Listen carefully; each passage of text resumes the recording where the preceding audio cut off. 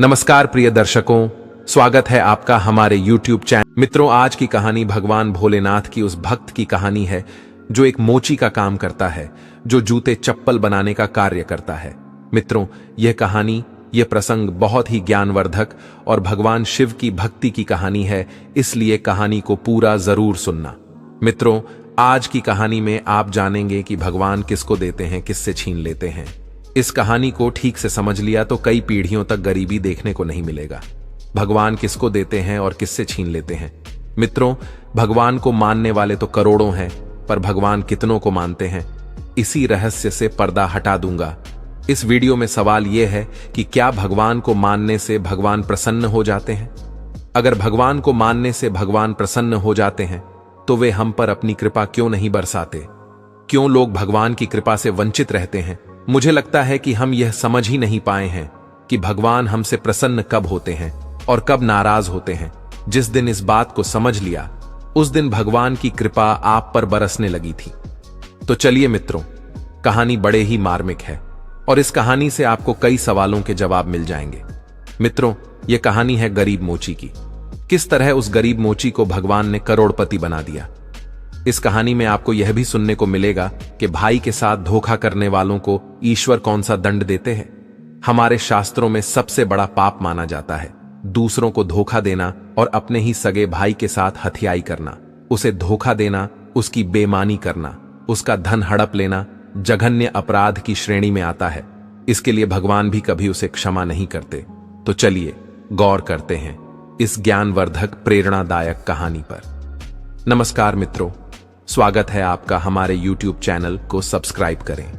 मित्रों, अगर आप भी मेरे तरह भगवान श्री शिव को सच्चे दिल से मानते हो तो कमेंट में सच्ची श्रद्धा से जय हर हर महादेव जरूर लिखें। दोस्तों, मैं भगवान शिव से प्रार्थना करता हूं कि हे प्रभु भोलेनाथ, जो भी भक्त इस वीडियो को पूरा देखेगा और कमेंट में सच्ची श्रद्धा से हर हर महादेव लिखेगा, उनके घर परिवार को सुख, शांति और संपत्ति से भर देना और अपना आशीर्वाद हमेशा उसके ऊपर बनाए रखना। मित्रों, आइए कहानी को शुरू करते। एक समय की बात है, किसी मदनपुर गांव में एक मोची रहता था। मोची बहुत ही गरीब था। 2 वक्त की रोटी मिलना उसके लिए बहुत मुश्किल था। वह मोची लोगों के जूता चप्पल काटने का काम करता था।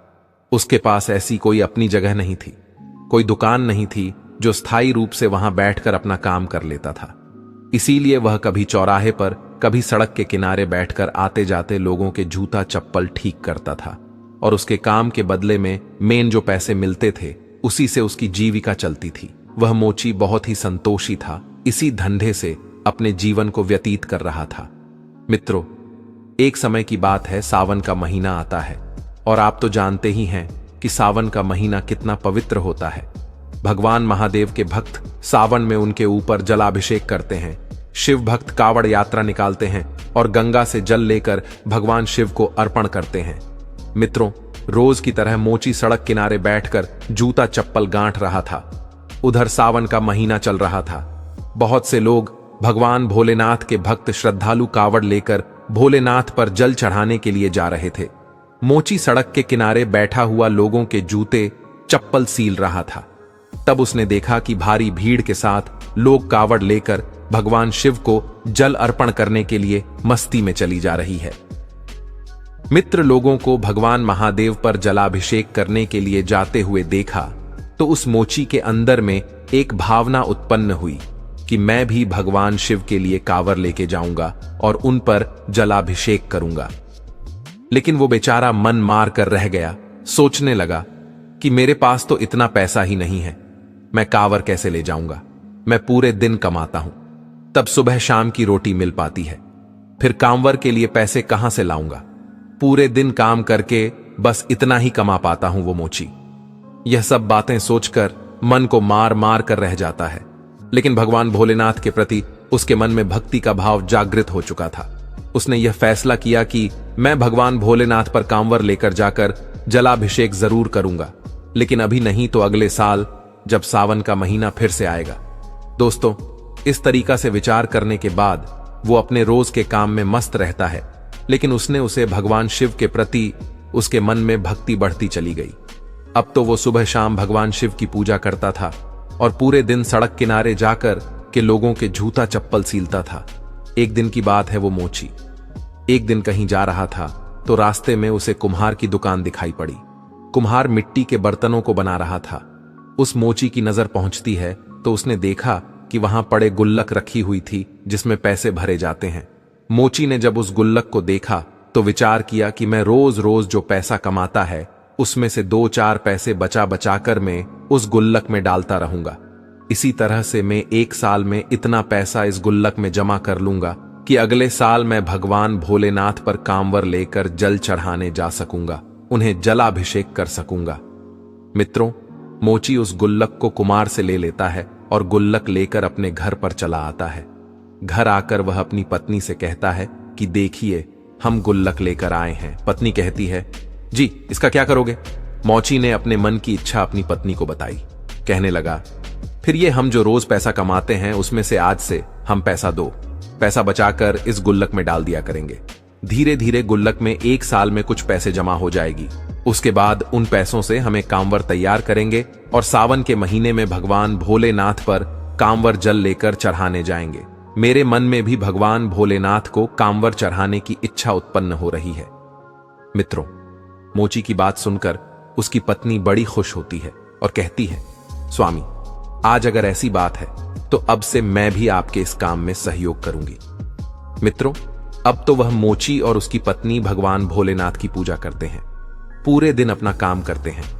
शाम को जो पैसा कमाकर मोची लाता है उसमें से जो पैसे जो बचते थे उसे गुल्लक में डाल देता था। इस तरीका से समय बीतता चला गया और 1 साल के बाद में उसने अपने गुल्लक को भी भर लिया। इधर जब सावन का महीना आ जाता है तो सावन के महीने में हर साल की तरह भगवान शिव के भक्त अपने अपने कावड़ लेकर के जलाभिषेक करने के लिए भगवान शिव के मंदिर की ओर चल पड़ते हैं। इधर मोची ने जैसे ही देखा तो उसने भी सोचा, अब इस सावन में, इस साल में तो मैं जरूर भगवान शिव के ऊपर कांवर में जल चढ़ाऊंगा। मित्रों, अब वह अपने घर पर चला जाता है और घर पर जाकर के अपनी गुल्लक को तोड़ता है तो उसमें से जो पैसे निकलते हैं उन्हें ले जाकर बाजार से कावड़ तैयार करता है।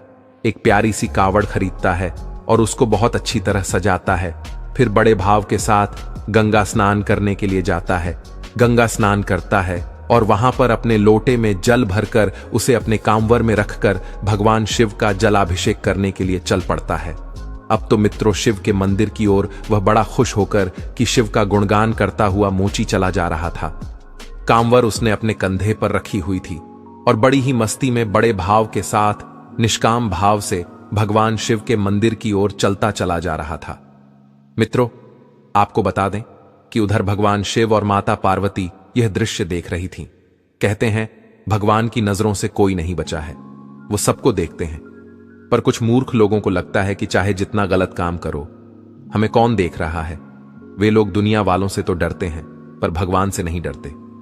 वे ये भूल जाते हैं कि कड़-कड़ में व्यापक ईश्वर हमारा हर एक कम देख रहा है। मित्रों, भगवान शिव और माता पार्वती देख रहे थे तो पार्वती जी ने कहा कि हे प्रभु, देखो आपका कितना प्रिय भक्त है। 1 साल से बेचारा इस दिन के लिए पैसा जमा कर रहा था। 1 साल के बाद में पैसा इकट्ठा करके इसने कांवर बनाई है और आपके ऊपर जल चढ़ाने के लिए बड़े भाव के साथ चलता चला जा रहा है। मित्रों, तब भगवान शिव कहते हैं, हे पार्वती, देख तो मैं भी रहा होगा, तुम सही कह रही हूं। यह मेरा भक्त मुझसे मिलने के लिए 1 वर्ष से योजना बना रहा है, एक एक पैसा इकट्ठा कर रहा था। लेकिन अब मैं इस भक्त की परीक्षा लेना चाहता हूं कि मेरा भक्त असली है या नकली। इसके मन में वास्तव में मेरे प्रति आस्था है या फिर ऐसे ही ऊपर से मेरा नाम ले रहा है। मैं देखना चाहता हूं मैं इसके दिल में बसा हुआ हूं कि नहीं। माता पार्वती ने मना किया, हे प्रभु, इसकी परीक्षा मत लो, बेचारा बहुत गरीब है। 1 साल से बेचारे ने पैसा इकट्ठा कर पाया है और आप परीक्षा लेकर उसे और भी ज्यादा दुख दोगे। अगर वह परीक्षा में सफल न हुआ तो बेचारा मन मारकर रह जाएगा और आपके ऊपर जलाभिषेक करने की उसकी इच्छा अधूरी रह जाएगी।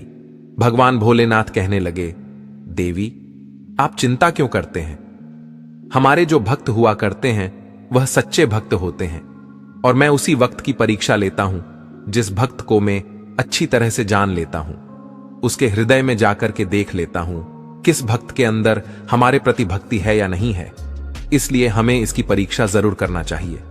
पार्वती ने कहा, प्रभु जैसी आपकी इच्छा। अब मित्रों, मोची तो झूमता हुआ भगवान भोले बाबा का कीर्तन करता हुआ कावड़ लेकर चलता चला जा रहा था। इधर क्या होता है? भोलेनाथ बूढ़े बाबा का भेष बनाते हैं। जिस रास्ते से कांवर जा रही थी, अपने अपने कांवर लेकर उसमें जल लेकर चले जा रहे थे। उसी रास्ते में जाकर के भगवान भोलेनाथ बूढ़े बाबा का वेश बनाकर बैठ जाते हैं। अब तो उस रास्ते से जो भी कांवर वाला निकलता है तो भगवान भोले बाबा उससे पानी मांगते हैं कि भाई मुझे थोड़ा जल पिला दो, मैं बड़ा प्यासा हूं, प्यास की वजह से मेरा दम निकला जा रहा है, कृपया मुझ प्यासे को पानी पिलाकर मेरी जान बचाइए।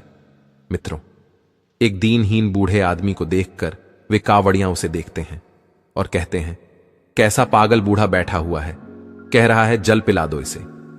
यह भी नहीं पता कि यह जल हम भगवान शिव पर अभिषेक करने के लिए ले जा रहे। अगर यह जल हम इसे पिला देंगे तो भगवान भोलेनाथ पर हम क्या चढ़ाएंगे। अब यह बूढ़ा मरे तो मर जाए, हमें इससे कोई मतलब नहीं। मित्रों, वहां से जितने भी श्रद्धालु गुजरते हैं, भगवान शिव बूढ़े बाबा के भेष में सबसे पानी का आग्रह करते हैं, मगर कोई भी उन्हें पानी पिलाने के लिए तैयार ना होता है। उधर माता पार्वती भी देख रही थी, इतने लोगों में कोई भी मेरे स्वामी को जल नहीं पिला रहा है। कैसी भक्ति है, मनुष्य का दुख किसी को नजर नहीं आ रहा है। दोस्तों, बहुत देर के बाद में जब वहीं मोची आता है जो भगवान की भक्ति में लीन था, और जैसे ही वो उनके सम्मुख आता है, भगवान के पास से होकर गुजरता है, बूढ़े बाबा के वेश में बैठे हुए भगवान भोलेनाथ उसे रोक लेते हैं और कहते हैं कि बेटा, मैं बहुत प्यासा हूं, प्यास से मेरा दम घट रहा है, अगर मुझे पानी नहीं मिला तो मेरे प्राण निकल जाएंगे, मैं मर जाऊंगा। मैंने कई कावड़ियों से जल मांगा, लेकिन एक बूंद जल किसी ने मुझको नहीं दिया, मैं प्यासा मर रहा हूं। कैसे यह भोलेनाथ के भक्त हैं जो किसी प्यासे को एक घूंट पानी भी नहीं दे सकते। बेटा, बहुत बड़ी मेहरबानी होगी अगर आप हमें यह जल पिला देंगे। तुम जिस लोटे में जल लेकर जा रहे हो, यह जल्द ही मुझे पिला दो तो मेरी जान बच जाएगी। दोस्तों, बूढ़े बाबा की बात सुनकर मोची रुक जाता है और बूढ़े बाबा की ओर बड़े गौर से देखता है। सोचता है, यह बाबा बहुत प्यासा मालूम पड़ रहे हैं, इसलिए जल मांग रहा। जल तो मैं इन्हें पिला दूंगा, लेकिन यह जल मैं भोले बाबा के ऊपर चढ़ाने के लिए ले जा रहा हूं। मैंने 1 साल से पैसे इकट्ठे किए थे, तभी कावड़ सजा पाई है। बड़ी मेहनत की है और बड़ी खुशी से यह कावड़ी एच में जल लेकर मैं जा रहा हूं। 1 साल से मैं इंतजार करता रहा कि कब सावन का महीना आएगा तो मैं भगवान शिव के ऊपर जलाभिषेक करूंगा। 1 साल के बाद मेरा यह सपना पूरा हुआ है। मित्रों, मोची उदास सोच विचार में डूबा हुआ था। इतने में बूढ़े बाबा कहते हैं, बेटा क्या सोच रहे हो, मैं प्यासे मरा जा रहा हूं, जल्दी से पानी पिला दो, नहीं तो मेरी मृत्यु हो जाएगी। बूढ़े बाबा को पानी के लिए गिड़गिड़ाता हुआ देखकर मोची एकदम करुणा से भर जाता है। उसने तुरंत भगवान भोलेनाथ से क्षमा मांगी, कहने लगा, प्रभु मुझे माफ करना, मैं यह कावड़ और जल अगले साल तुम पर चढ़ा दूंगा, फिर से पैसा इकट्ठा करूंगा, फिर से गुल्लक में पैसा जमा करूंगा, और अगले साल जब सावन का महीना आएगा तब मैं यह जल आपको अर्पित करूंगा। यह जल तो मैं बूढ़े बाबा को पिलाए देता हूं। हे प्रभु, मुझे क्षमा करना, क्योंकि यह बूढ़े बाबा प्यास से व्याकुल होकर के मर रहे हैं और मेरा धर्म है कि मैं पानी पिलाकर इनकी जान बचाऊं। अगर यह जल के बिना मर जाएंगे तो मेरा आपके ऊपर जलाभिषेक करना व्यर्थ हो जाएगा। सर्वप्रथम मेरा धर्म है कि मैं इनकी जान बचाऊं। अगर पानी के बिना यह मर गए तो मुझे भारी पाप लगेगा। मित्रों, यही सोचकर मोची ने जल उन बूढ़े बाबा को पिला दिया। मित्रों, उसे नहीं मालूम था कि यह बूढ़े बाबा ही भगवान भोलेनाथ हैं, लेकिन उसने मानव सेवा की अपना सबसे बड़ा धर्म समझा और उन्हें पानी पिला दिया। उसके बाद जब उनकी प्यास शांत होती है, मोची उन्हें प्रणाम करता है और कहता है कि बाबा,